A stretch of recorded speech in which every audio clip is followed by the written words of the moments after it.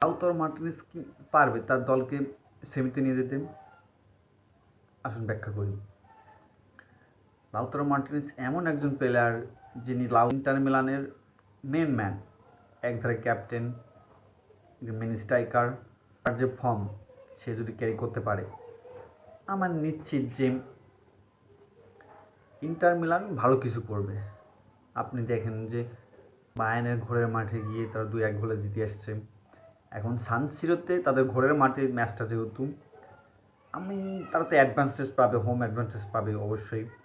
এবং আমি আশা রাখি যে লাউতারো মার্টিনেজ তার দলকে সেমিতে নিয়ে যাবে, এতটুকু ভরসা করতে পারে। কারণ বায়ার্ন মিউনিখের ঘরের মাঠে যে জিতে যাচ্ছেন আপনি, আপনার একটা সুবিধা আছে, অ্যাডভান্টেজ আছে আলাদা। আপনার তো এটুকু আশা করতেই পারি।